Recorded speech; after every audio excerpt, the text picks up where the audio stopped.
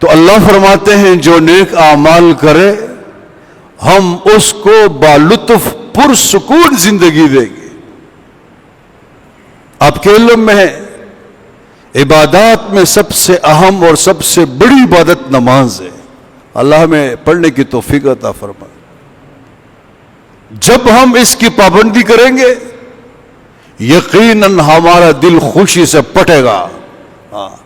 جیب خالی، قرضے، یہ مسئلہ وہ مسئلہ، لیکن یہ نماز اللہ کی قسم ہمیں پرسکون رکھے گی. اور میں نہیں کہتا، آپ علیہ السلام نے فرمایا وہ جو علت قرۃ عین فی الصلاۃ،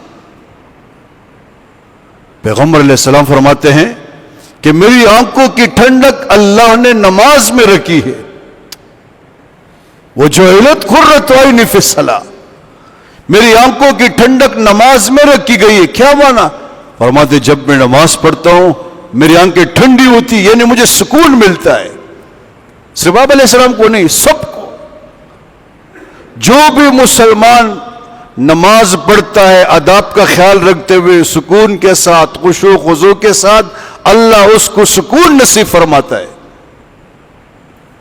آپ کے علم میں ہے کہ آپ علیہ السلام کے زمانے میں گھڑیاں تو نہیں تھی کہ گھڑیاں دیکھ کر اذان دی جائے، گھڑیاں دیکھ کر نماز کھڑی کی جائے. اندازہ لگاتے موسم کا. کبھی بلال خود اذان دینا شروع کرتے اور کبھی آپ علیہ السلام اگر مجلس میں ہوتے فرماتے بلال اذان دو. ایک دفعہ آپ علیہ السلام نے جب اذان کی بات کرنا چاہی تو آپ علیہ السلام کے منہ مبارک سے ایک تاریخی جملہ نکلا، صحابہ نے کیش کیا اور ہم تک پہنچایا. وہ بہت عجیب جملہ ہے. آپ نے فرمایا ارحنا بہا یا بلال، ارحنا بہا یا بلال، او بلال ہمیں راحت پہنچاؤ نماز کے ذریعے سے، راحت پہنچاؤ، سکون پہنچاؤ. کیا مانا؟ یعنی اذان دے دو تاکہ ہم نماز پڑھے اور نماز کے بعد ہمیں سکون مل جائے. معلوم ہو گیا یہ عبادت ہے، نماز ہے، یہ سکون کا ذریعہ ہے کہ نہیں؟ قرآن کریم میں اللہ فرماتے الا بذکر اللہ تطمئن القلوب. اللہ کا معنی خبردار سنو.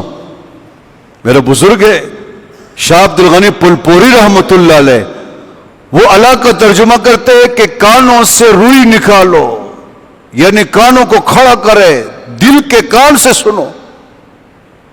جیسے آج کل کسی کے کان میں ہینڈ فری لگے، ہم کہتے ہیں ہینڈ فری نکالو میری بات سنو. قرآن کہتے اللہ سنو بذکر اللہ تطمئن القلوب، کہ اللہ کی یاد کے ساتھ دلوں کو اطمینان ملتا ہے. موسیٰ علیہ السلام کو اللہ نے فرمایا اقیم الصلاۃ لذکری، موسیٰ نماز پڑھا کرے، جیسے پڑھتے ہو پڑھتے رہیے، یہ نہیں کہ پڑھ، یہ غلط ترجمہ ہے. اقیم الصلاۃ، نماز پڑھتے رہیے، لذکری، میری یاد کی خاطر. نماز اللہ کی یاد ہے اور بڑی یاد ہے. ہم کہتے ہیں اللہ اکبر، سبحانک اللہم وبحمدک، الحمدللہ رب العالمین، سبحان ربی العظیم، سبحان ربی الاعلی، التحیات للہ والصلوات، السلام علیکم ورحمۃ اللہ، السلام. ذکر ہی ذکر.